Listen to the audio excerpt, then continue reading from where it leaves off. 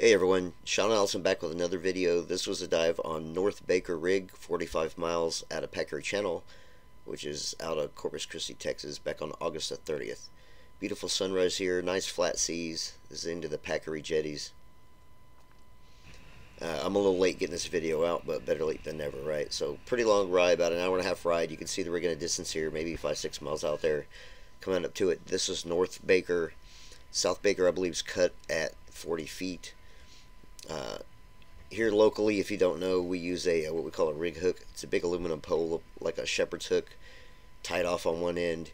You just kind of nose up to the rig here. Hopefully your captain knows what he's doing. Get the thing hooked off, back down, and just simply be able to unhook it when you're ready to leave. So short clip of that process there. But so we've geared up. We're going to hit the water. This is actually dive number 2. We did 2 dives here. I've already done the first dive. It was a little bit longer. Didn't really shoot anything. The second dive didn't shoot a whole lot either. Shot one small fish on each dive, but this is dive number 2. Depth here on this rig is, I believe, 265-ish. It's upper 200s. Water temp was about 76 to 79, depending on depth. Got a little colder, a little deeper, but not by much. Barely noticeable. But I've sped up this intro process here. I hit the water. The current is absolutely just ripping into my face. I'm kicking pretty hard right now, and I'm not really gaining ground on the rig. I'm really struggling. I'm trying to stay behind it to use to block the current, but took quite a bit for me to kick down and get a hold of that rig here. Heading down, visibility looks fantastic already. I can see pretty far down into the rig here. So the goal here is for me to get down to this first set of horizontals I'm looking at here. That's at a depth of about 30 feet. My gun's not loaded yet. It's clipped off so I can use my hands. I'm looking for an area to kind of dive down and get a hold of that rig, so I can kind of sit on it and get my gun loaded. But I'm also scanning down beyond it. I do see some fish down there a little bit deeper. It's a little hard to tell what they are just yet, but I'm gonna go ahead and start getting the gun loaded up here, get it ready to go. You never know when something's gonna swim up to you. See some small gray snapper off to the right there in that corner. A little too small to shoot at. Down here deeper, that next set of horizontals down there is at about 110. Some of these bigger shadows you can see down there, some of those are big Cubera Snapper. I see 3 of them. So I'm at 30. That next set's at 110, and he's above that, so he's doable, assuming he'll wait for me to get close enough to get a shot. I don't really anticipate that happening, but we'll see. I'm gonna go in a roundabout way and try to get myself deeper, get down there on their level, and see if I can't get close enough to sneak a shot on one of these big Cubera I see down here. Trying to guess on the size. They are pretty large. It's kind of hard to say, but they're definitely in a 50-plus pound range, maybe more. See this big boy here, kind of swimming down toward me. I slow this video down a little bit. You see him just a little bit better, but that is an absolute behemoth of a Cubera Snapper.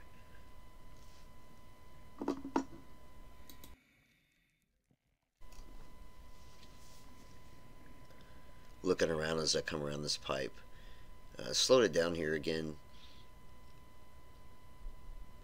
You can see he's curious. He's getting as close as he feels comfortable doing, trying to figure out what I am. I'm hoping I can get a lot closer. Probably not going to happen. These guys get this big by being skittish. But you see his curiosity is getting the best of him. He's kind of turning in toward me here. I'm getting kind of hopeful that maybe he might actually come check me out. But I think because I kind of dropped down, I'm out in the open, he turned and just decided, nope, I don't want anything to do with that guy. So he kind of takes off. There's a small gray snapper up close here now. It's some Crevalle. Scan around, maybe some other fish, maybe some grouper. I'm hoping for a grouper, something like that. Absolutely tons of Bermuda Chubs inside the rig. The majority of these fish you're going to see off in the distance, like all these All those little dots, those are all Bermuda Chubs. I'm assuming this is some type of spawning event. I can see some Crevalle off there in the background. Creolefish, pretty common. There's a Jack Crevalle up at the top there. Some passing across there. Those are all Crevalle. There were some horseye jacks in this rig as well. Viz is absolutely stunning here. I can see so far down. I love it. I'm at 86 feet. You can see the dirty, kind of cloudy layer on the bottom, the thermocline. There's probably tons of snapper and amberjack and all kinds of stuff down there in that. A lot of times you'll look around like this, you won't see really anything. You'll get way down there past this next horizontals at 110, and then that stuff that's down there can see you, and it starts coming up to look at you. That's when you can get a shot on stuff. That's generally when the amberjack will come up. You'll hit this deeper set of horizontals here at like just over 100 feet. Then the amberjack usually come up, take a look at you. I'm at 95 feet. I have 14 minutes of time remaining. The deeper I go, the shorter that time limit gets. Based on depth. I'm not going to get into a history on that. So again, looking around, tons of Bermuda Chubs. I mean, at every depth too. Normally they're up shallow. I'm down here at 104. I'm still seeing chubs, and they're even deeper than me. So some Crevalle coming toward me here. A couple little gray snapper, nothing worth shooting at. Chubs everywhere. No matter what depth you look at, there's chubs everywhere. Just scanning around. I'm at 109. This pipe's at about 110. I'm just above the pipe. I'm really hoping maybe a cobia would come swimming up, something like that. So I see a fat little gray snapper here. He's he sees it coming a mile away though, and he's trying not to have any part to do with it here. I don't want to hit the rig. I'm waiting for this guy to double back the other direction. He finally does. I hit him in a kind of a quartering away shot. That's not ideal, but I retained him, so that's all that matters. Probably ruined a little bit of meat. Of course, I hit him. Amberjack just appears out of thin air. Wanting to know what's going on. A couple Crevalle, curious. Kind of kebabbed that guy. I'll go ahead and get him strung. I just got down here, so I've still got some time to work with.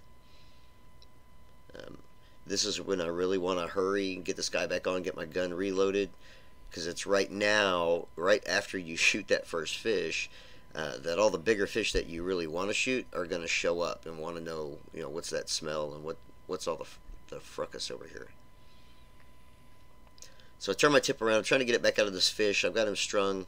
I just poke it in there backwards, shove it most of the way through, and luckily it just comes right out. This little almaco kind of has a death wish here. He's lucky I don't have my gun ready yet, but he's trying to take a peek at what I've got going on. I don't really think he has desire to join this other fish here, but I've got 10 minutes time remaining. Gonna go ahead and get the gun loaded back up here.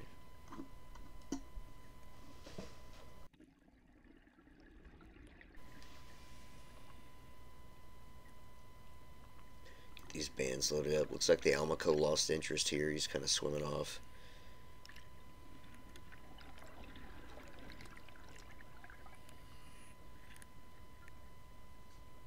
Little barracuda coming around. They're normally up a little shallow. This is a little deep. He's coming down to see what's going on. Some Spanish hogfish there with the yellow on the back end. Pretty easy to identify. Pretty common on the rigs.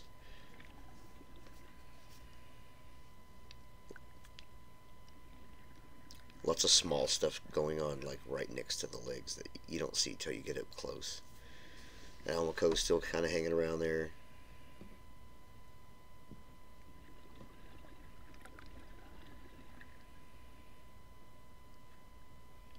Amberjack coming cruising by, just kind of take a peek at me. They like to do little flybys like this. Sometimes they'll do one and you'll never see them again. Sometimes they'll do multiple flybys. You just can't tell. But I'm at 110. He's curious. He's just coming by to see what I'm doing down here, especially after I shot that fish. Again, Spanish hogfish everywhere. See through the rig pretty well here. Looking down in this triangle, I see some grays, like some decent gray snapper down here. I've already shot one. I don't see anything bigger coming to me that I'm going to be able to shoot at. So I'm going to go down here and see if I can't shoot one of these grays. See that white ring that was on the rig?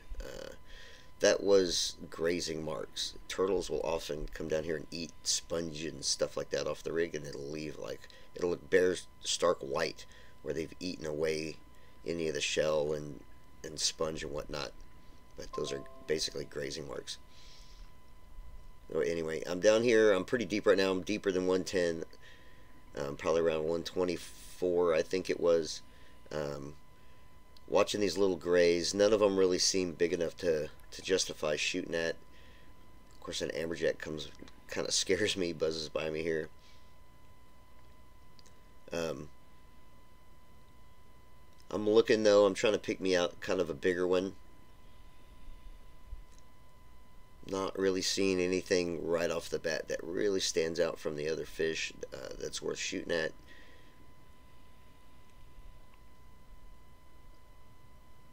But there are a couple almacos here. 3 different little almacos here.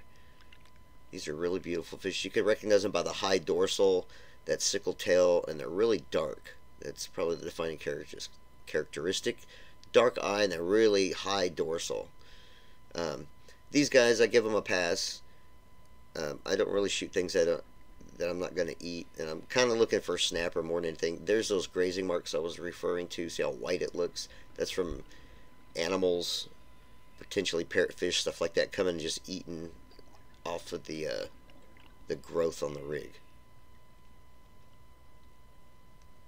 So amberjack's still trying to buzz me here. I'm coming up now. I've decided not to shoot any of those grays. None of them were very big, so just gave them a pass. I'm running out of time, so I'm going to go ahead and start heading up a little bit shallower. I don't want to stay that deep very long. I'm going to build up nitrogen pretty quickly. So I'm at 110 again. Looking around, just kind of swimming and just looking all over the place. Don't forget to look up. A lot of times cobia will be above you, and you'll never know it. You didn't even realize that they were swimming around like right above your head because you never look up.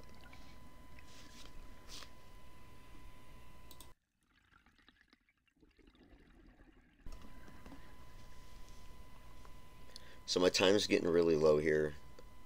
I think it said 0, which means basically I have less than a minute to get up above the depth that I'm at. So I'm coming over here to this corner. I'm coming straight to this angle pipe, and I'm going to start using this angle pipe to take myself upward.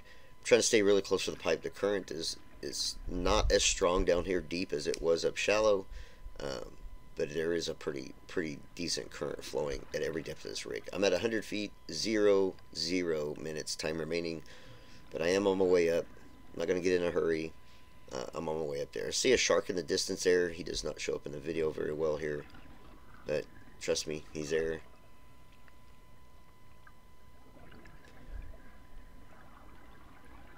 And I'm looking up current at this point. Looking out, I see those big Cubera that I saw in the rig earlier. They're now outside the rig. And up to the right above them is a shark. So a couple of big sharks hanging out there. A couple of really big Cubera. Again, they're way out there on the up current side of the rig. There's absolutely no way that I could swim out there and shoot at those fish. So I'm just kind of stuck here. I'm on my way up, looking back, looking over my shoulder. Again, chubs everywhere. Even on the outside of the rig here.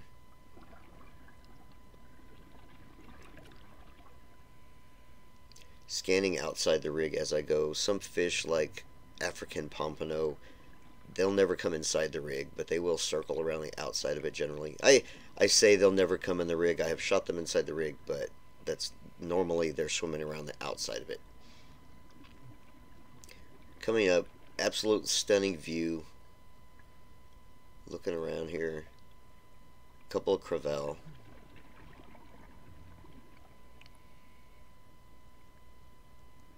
"74 feet.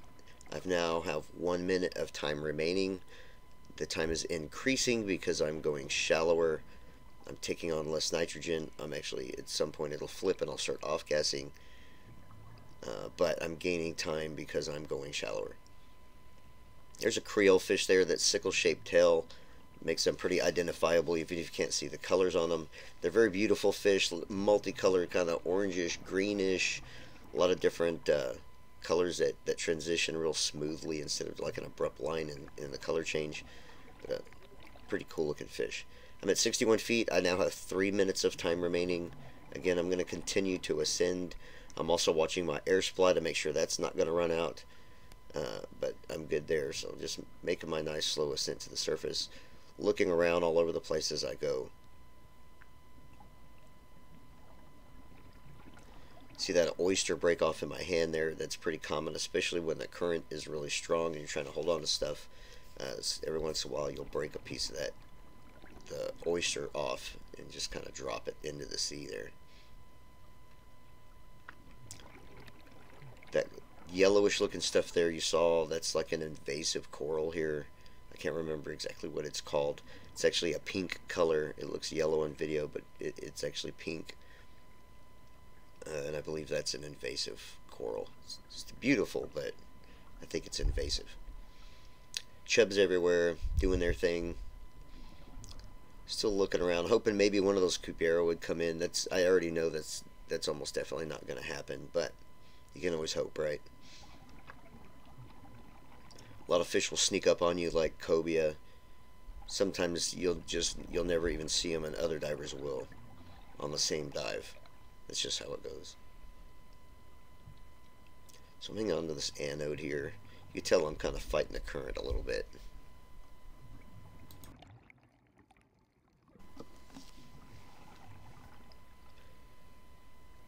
Again, as I'm getting shallower, that current is definitely getting stronger. I'm feeling it more and more. I'm at 43 feet now, 11 minutes of time remaining, 1200 psi. So I'm in good shape.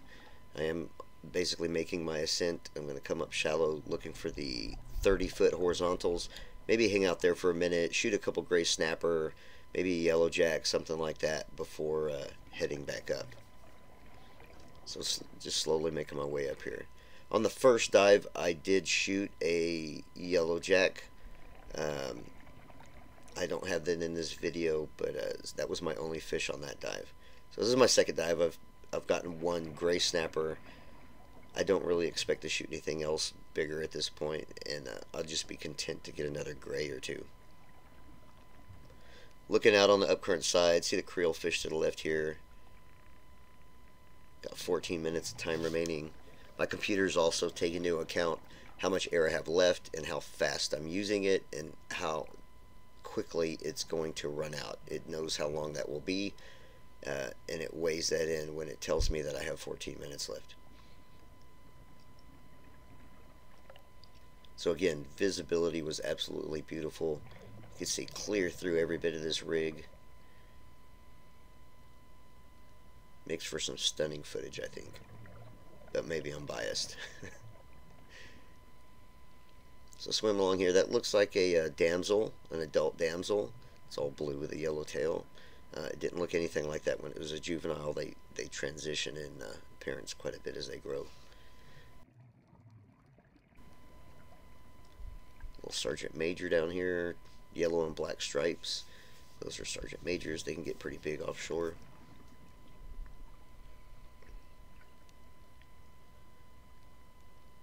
See them here. See these pipes run through a collar. There is a gap between that pipe and the collar where that pipe can sometimes bang around inside that opening and that hole. You have to be very careful not to stick your hands inside of there, or it would absolutely crush your hands. It's also crusted over in barnacles and whatnot, so it wouldn't be a smooth crush either. So I'm at 41 feet. I have 6 minutes of time remaining, 1100 psi. I have a little bit of time to kill. So I'm just kind of hanging out looking for pretty much anything dumb enough to come up to me.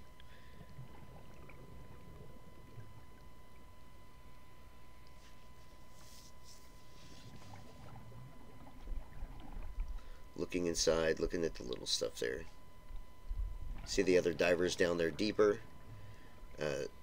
As I was coming up, they were on their way down. There's Creolefish. Bermuda Chubs, of course, always in the background. So I'll go ahead and I put my gun on safe. I'm coming up a little bit from here. Again, the current is blasting me sideways. My feet are pointing horizontal, and not because I'm kicking forward.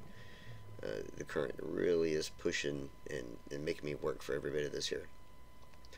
I'm even having to use two hands to crawl along the rig here as the barnacles break off in my hand. I don't really want to rub the bands of my gun against any of those barnacles. With them loaded up like they are, it will just cut right through them. So I get to this angled pipe that's going to lead to the surface. I'm basically looking for a spot to kind of get out of the current here, kind of hang out for a minute. Again, I just kind of want to hang out and look and see what might swim up to me. So I'm kind of moving forward here. I'm trying to get behind the structure of the rig to block the current. So I can kind of rest for a second. I kind of want to unload the gun, and the current's not making that feasible at the moment.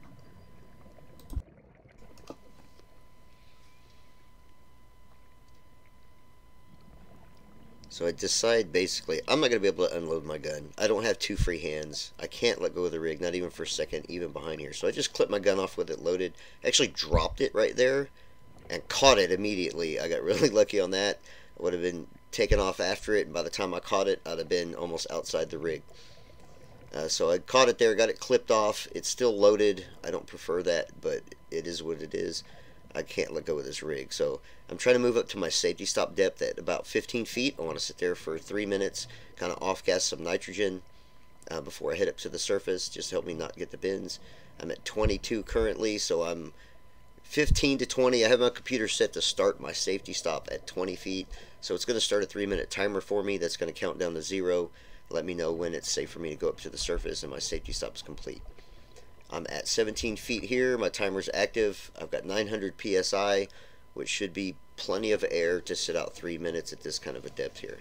So I am going to kind of skip over the safety stop footage here. It's just 3 minutes of me sitting here staring around. Not very exciting.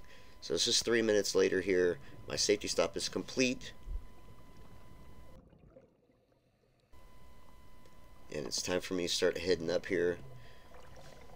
Looking down, you can see the other divers, their bubbles coming out. I'm looking across the rig here. Sometimes perspective's hard to tell here. I'm looking horizontally. I plan to shoot through this little opening, this little triangular opening here under the pipe. Get over here, maybe get a hold of this large leg. The current's just kind of pushing me. I'm not even kicking my feet. I'm actually just riding the current over. I'm going to grab it, use it to come up. I don't want to get shaken around as I'm coming up here. I don't want to ascend too quickly. There's a lot of surge from the wave action out here. So it's best to hold on to the structure all the way until your head's out of the water if possible. I could free ascend. I could do it pretty well, but it's even easier just to hold on to something. I don't want to be too close to the structure at the same time. It's kind of a catch-22 because the wave action can basically cheese grate me up against the rig, and I kind of don't want that. See, a lot of the barnacles, whatnot, are broke off here. I don't know if that's from crew boats mooring up here, whatever. So it makes it kind of hard to hold on to. Not very many. Normally you're grabbing the barnacles, and there are no barnacles there. So anyway, I've hit the surface here, swim to the boat. This was the end of the trip. Was not a very exciting dive, but it was a dive. Glad to have been out there and invited to do it. So thanks for watching the video, though, and I hope to see you guys on the next one.